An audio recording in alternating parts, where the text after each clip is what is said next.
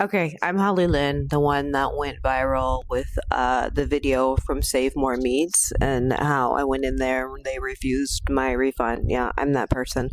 So I want to just give you a quick gist of what actually happened because there's a lot of people assuming a lot of different things, which I would say, like, I don't care what you assume, but I want you to really know what happened. So I got the meat. It was $43. I brought it right home, put it in the refrigerator, went to the dog park. Okay. So then I come back and I use it the next morning. Okay. So I'm actually taking it out of the refrigerator and my partner comes from the back and goes, "What the fuck is that smell?" Because it was like putrid kind of through the house, that type of situation. So I'm going, "I'll go talk to them," is what I said. I'll go talk to them. Not for one fucking second did I actually think that it was going to go like it did. Okay. So I go in there and I just said, "Hey, this this has a smell." And immediately the owner looks at me and goes, "No, I just sliced that like myself." I said, "True, you did. Absolutely did. The problem is it doesn't make it so it doesn't smell. That doesn't mean it doesn't smell." I go, "Smell the meat." So what you see in the video is him reacting to the fact that his shit smelled funky and he didn't want to fucking deal with that. Not only that, we're also talking about he left his other client sitting there, a customer just sitting there going, "What the fuck do I do with myself?" Because it's so fucking awkward. Okay. Then he goes to the back and starts pretending he's on the phone to avoid the whole thing in the first place. Okay. So at that part right there, something that people have to say is talking about going in there with the camera. First of all, I'm a fucking creator, so there's a camera that follows me everywhere all the time. Second of all, no one went in there with fucking cameras being shown. They make shit these days so that you can't even tell people are wearing the camera. Hello.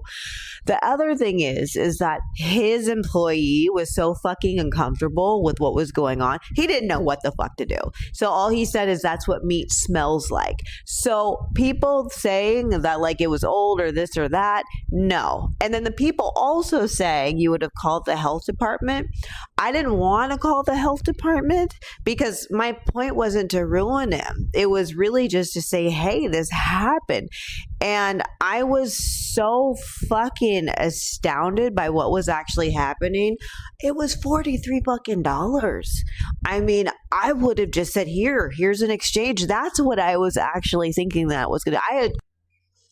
I had no fucking idea that it was going to end up like this. I really had none.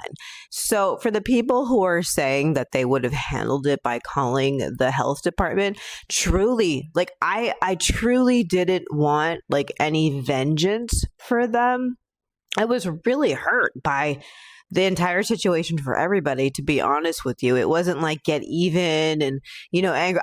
I was sad and mortified, to be honest with you, all at the situation. I'm on I'm on an eating diet that pretty much beef jerky is a lot of my life, and I have a homemade beef jerky system.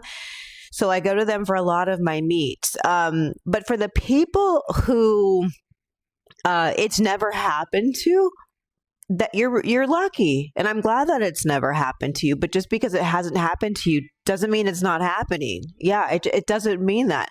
So this wasn't a good situation for anybody, but it did happen, and that's the thing. It happened. The meat smelled funky. There's many things that could be happening there. A business might be shitty. I have no idea. Things might be going bad in the case. I don't know. I just know that, even so, take for instance, somebody said maybe you're riding around in your car all day. Really good meat is actually going to be able to make it from the butcher to your refrigerator. It's just going to. Okay. So, you know what I mean? It two half dozen the other. But that's what the fuck happened.